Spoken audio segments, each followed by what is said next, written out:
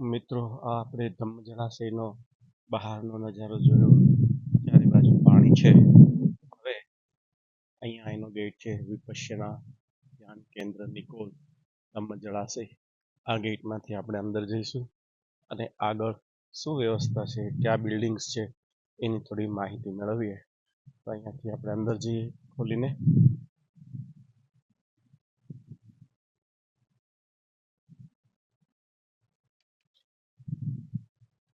તો જેવી રીતે અંદર આવશું એટલે આ એક રોડ જે સીધો જઈ રહ્યો છે, જ્યાંથી આપણે ધમ્મ જળાશયમાં જે બિલ્ડિંગ્સ છે એમાં જોઈ શકશું.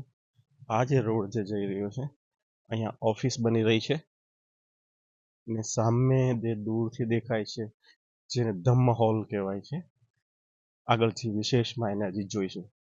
તો એકદમ ગ્રીનરી ચારે બાજુ સરસ થઈ ગઈ છે અને ચોમાસાની સિઝન છે એટલે ઓર ગ્રીનરી હોય. આજે વિપશ્યના સાધનાનો છેલ્લો દિવસ એટલે સવારે 6:30 વાગે ગુરુજીનું છેલ્લું પ્રવચન પૂરું કરી સવારે 6:30 વાગે નાસ્તો કરી બધા પોતપોતાના ઘર તરફ પ્રયાણ કરશે.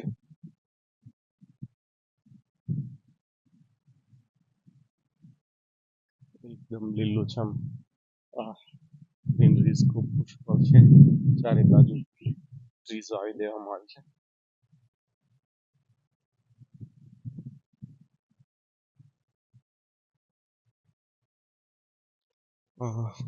વિપશ્યના વિશે તો ઘણું બધું કહીશું, પણ અત્યારે તો મહુવામાં જે નજીકમાં વલસાડની બાજુમાં જે ધમ્મ જળાશય આવ્યું છે એની એક ભૌગોલિક રૂપરેખા આપવા માટે આ વિડીયો બનાવું છું.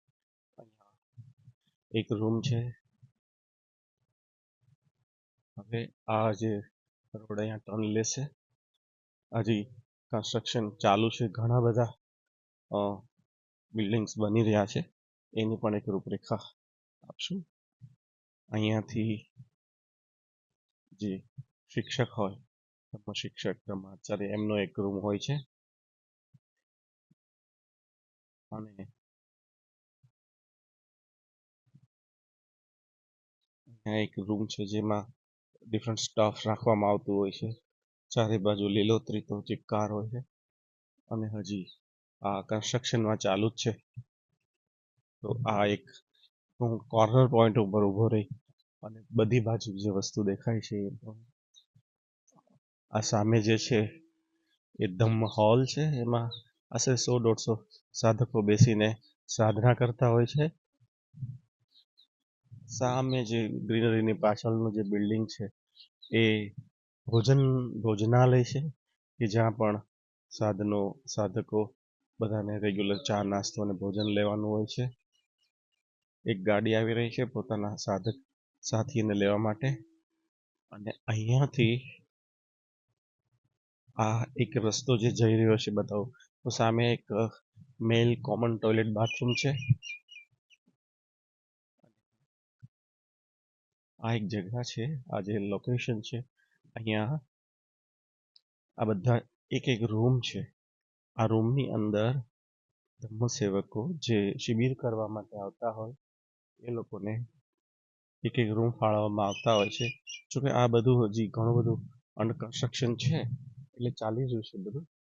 હવે એક રૂમની વ્યવસ્થા ખાલી બતાવીશ. આ રૂમ બધા અંડર કન્સ્ટ્રક્શન છે.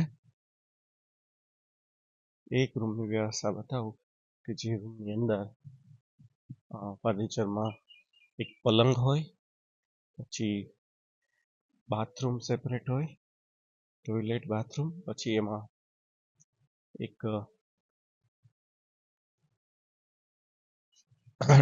ડોલ, બકેટ હોય, ટમ્બલર હોય. એટલે જે બેઝિક જરૂરિયાત છે એ બેઝિક જરૂરિયાત પૂરી થાય. આપણે એક આ રૂમમાં પ્રવેશ કરીએ.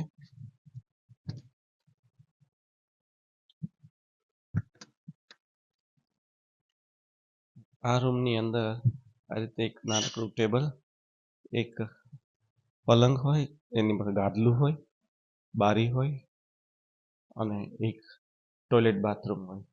ટોયલેટ બાથરૂમ એમાં બી આ રીતના સગવડતા હોય છે. જે બેઝિક જરૂરિયાત હોય, બધા એકલા જ રહેવાનું હોય એટલે બેઝિક જરૂરિયાત એક વ્યક્તિ પૂરતી અંદર કરવામાં આવે છે. તો આ રીતના બધા રૂમ્સ છે. અને આ રૂમ એટલે આ બધા રૂમ જે છે